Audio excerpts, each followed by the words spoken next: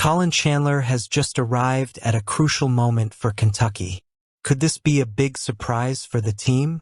If you're with Kentucky, subscribe to the channel, because our content is dedicated to the Cats. Let's go. With Mark Pope, the Wildcats roster has undergone significant adjustments, and one of these changes is catapulting Colin Chandler into a fundamental role in the team's near future.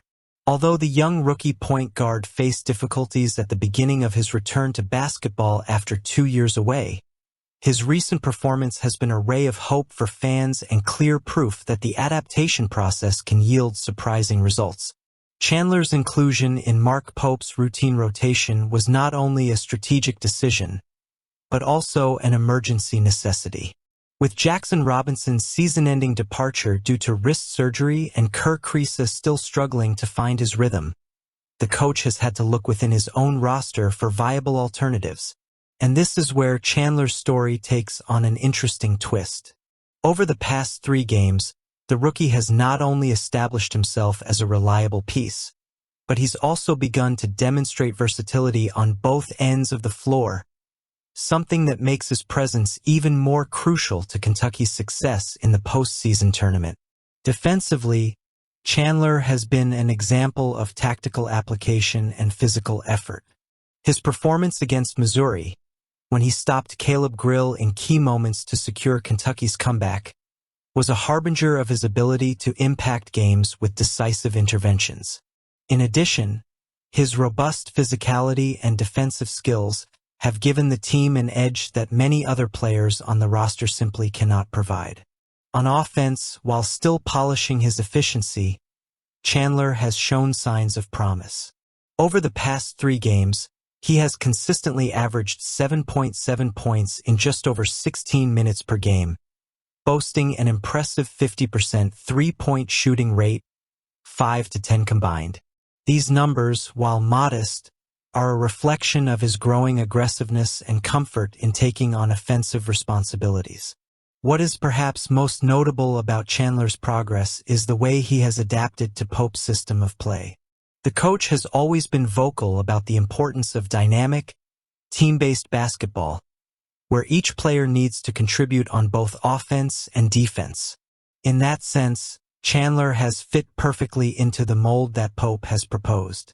He is not only an athlete who can score in key situations. He is also a player who understands the importance of being a multitasker, whether it's creating opportunities for his teammates or containing dangerous opponents. It's no wonder that Pope has already declared that the freshman will be a big key to Kentucky's success in the postseason tournament. It's important to remember that the road to this point hasn't been easy for Chandler. After returning to the game amid questions about his physical and mental condition, he spent much of the season trying to find his place on a roster full of talent. However, his breakthrough moments began to emerge in February, when Robinson suffered his initial wrist injury. At the time, the extra minutes given to Chandler seemed like a temporary precaution. But the rookie's performance in the following games, tallying 12 points, 6 rebounds, 2 assists and 4 steals in 2 consecutive games, proved that he had the potential to do much more than just fill in momentary voids. Now, without Robinson available, Chandler has become Kentucky's official 6th man, outplaying players like Brandon Garrison, Ansley Almoner, Trent Noah, and Travis Perry. The current roster situation also amplifies Chandler's relevance. With a roster that, in Pope's words, isn't very deep, Kentucky relies heavily on its ability to get the most out of every available player. In this scenario, Chandler's rise comes as both a strategic and emotional relief. Not only does he fill a void left by Robinson's absence, but he also brings unique attributes to the table that can make a difference in decisive matchups. His versatility allows the coach to explore different combinations on the court, while his infectious energy serves as a catalyst for team morale. And let's move on.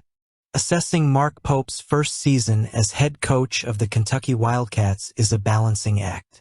For a program with expectations as high as the Wildcats, where success is measured not only in regular wins but also in major accomplishments and postseason performance. A 21-10 overall record may seem disappointing at first glance. However, as you delve deeper into the team's trajectory through the 2024-2025 season, it becomes clear that there is much more nuance to Pope's work than a simple number on paper might suggest. Indeed, it was an emotional roller coaster of a campaign, with moments of undisputed glory and others of palpable frustration. Big Blue Nation had reason to celebrate and also to question. But at the same time, it would be unfair to reduce Pope's season to a simplistic success or failure balance. Context is key to understanding the impact of his head coaching debut at one of college basketball's most iconic programs. Pope arrived at Kentucky with the daunting task of succeeding legendary figures and maintaining the program's legacy of excellence. From the start, he showed he was ready to take on the challenge. A stunning win over Duke in the Champions Classic, one of college basketball's biggest stages, was a clear sign that the Wildcats still had the hunger for greatness. That opening victory set the tone for one of the team's best early runs in recent history. Furthermore, memorable losses to Gonzaga and Tennessee, twice, demonstrated that Pope had the ability to mold a team capable of competing with the best in the country. The tradition of dominating Louisville continued, and the spectacle of scoring 106 points against Florida at Rupp Arena was a reminder of this team's explosive offensive potential. Closing the regular season with a convincing win over 15th-ranked Missouri was another highlight that left fans hopeful for the future. A closer look reveals that Pope accomplished something rare, defeating 8 opponents ranked in the top 15, tying the historic highs of legendary teams like Indiana, 1992-93, and Duke, 1978-79. That feat alone should be a source of pride for any first-year coach at the helm of an elite program. For much of the season, Pope was mentioned on multiple Coach of the Year lists, a well-deserved recognition for his ability to maximize the talent available and create a competitive system.